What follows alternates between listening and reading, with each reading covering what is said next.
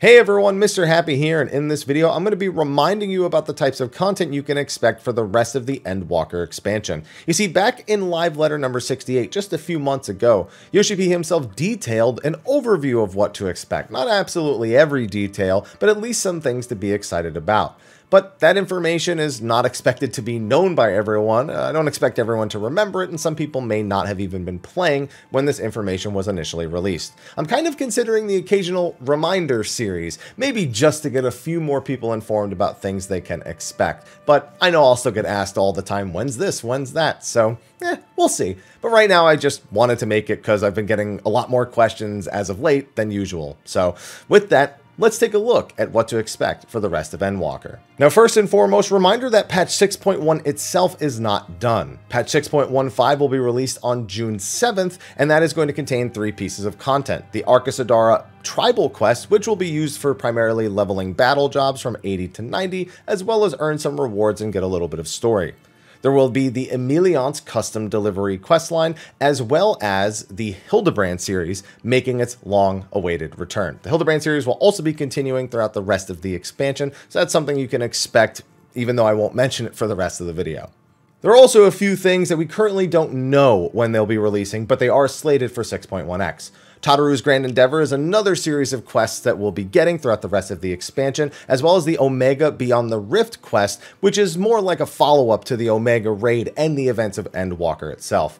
Data center travel is also slated for patch 6.18, so you'll be able to take your character and travel to other data centers within your own region. You'll be subject to their party finders, their duty finders, and their rules, as well as similar rules as you would have when just traveling between worlds. But otherwise, it'll make for a great opportunity to connect with the other people on the other data centers of your region. Now, before moving on to patch 6.2, it's worth reminding you that they also extended the development cycle for each major patch. Before, it was 3.5 months, though it usually worked out closer to 17 weeks. Now, they're going to be doing 4 months, which is to give their developers an extra week of vacation and a little bit more time to round out each patch. If I had to guess, that would mean a 19 or 20 week between major patch schedule, but we have not actually had the time to develop that pattern yet, because 6.2 will be the first patch releasing on that type of schedule. So I'll keep you up to date on what the pattern is actually looking to be. Now, as for 6.2 itself, it has quite a few fun bits that we can for sure expect to pop up. For one, the trust system that was expanded upon to do a Realm Reborn content is going to continue to expand into the remainder of the 2.x main scenario dungeons, as well as just a few Heavensward dungeons, but just making the main scenario more accessible. Now, new weapon enhancements will be coming as well, and that is code for relic weapons, as the community calls them. Basically, a series of upgradable weapons that you can take through and do a story about for the rest of the expansion.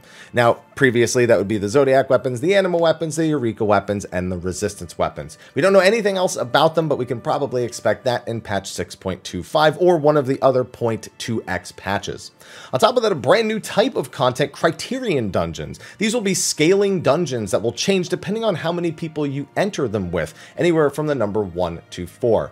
We know very little else about it and what it will actually entail, but given the timing of it, I'd be willing to bet that it is also involved in the weapon enhancement series, much like Bozja and Eureka were previously involved in those those weapon enhancement series as well. But that's just speculation. We'll have to learn more about that in the coming live letters for patch 6.2.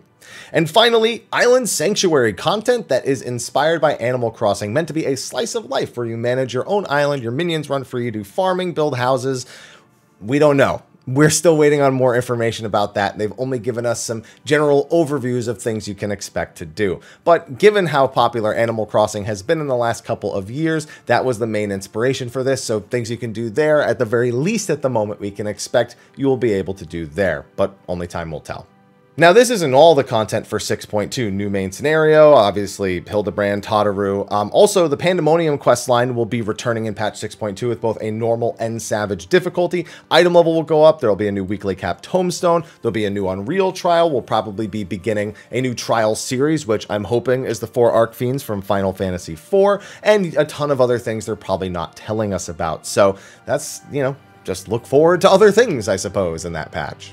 Now for patch 6.3, they will expand the trust system to the remainder of the Heavensward main scenario dungeons, and one of the things I'm most excited for, Deep Dungeon Series number 3. Currently in the game we have 2 deep dungeons. We have Palace of the Dead and Heaven on High. It took a break in Shadowbringers, but by popular demand, it is returning in patch 6.3. Very important to note that it is not the same as the Criterion dungeon, so we should expect some pretty different gameplay options between the two, which just makes Criterion dungeons all the more interesting.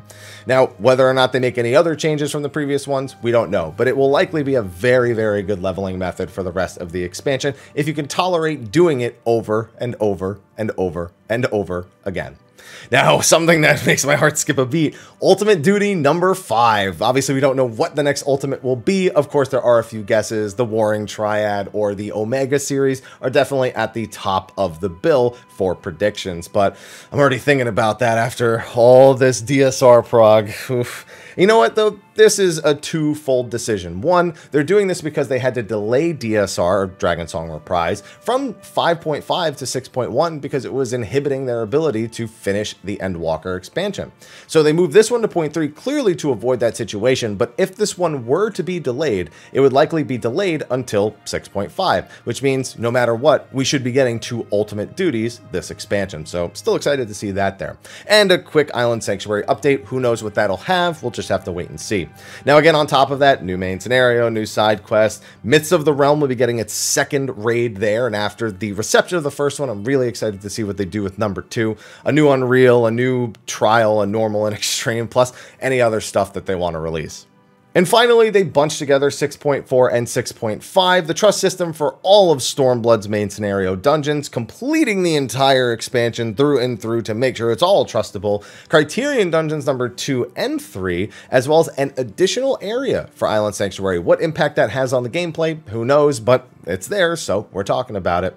On top of that, the conclusion to Pandemonium, a Savage version, Myths of the Realms finale as well, new Unreal trials in both 0.4 and 0.5, the other trials, and more, and some of the other things we've already mentioned. All of this, by the way, since 6.2, has likely had weapon enhancement updates as well. So as the expansion goes on, more and more things get thrown on your plate, and I'm very curious about the End More section, because there's a few things that were not mentioned that people are wondering about. People are wondering if there will be an exploration zone. My personal guess is no, since they've done it 3 expansions in a row. They'll probably take a break and focus on Criterion.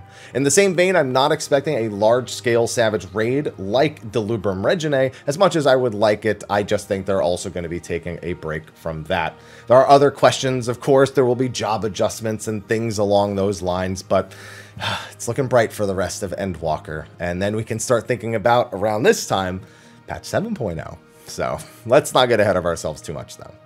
Now, hopefully this fun little reminder was, well, fun for you. I really like going over this stuff because it's exciting to think about, especially because we're about to have a pretty big dry season when it comes to Final Fantasy XIV content. So this is a little bit of something to wet the brain a little bit, get it thinking, get it going. But you know what? We'll probably have some 16 news, maybe some 7 Remake Part 2 news. Maybe I'll have Forspoken later this year. You know, we got some things to be excited about still that are not on the 14 front. So this will just be occupying my mind until, well, I can apply it. But anyway, thanks for watching this video. Be sure to like, favorite, subscribe, and share, and stay tuned for more Final Fantasy XIV videos as usual. Anyway, thanks for watching, and until next time, take care.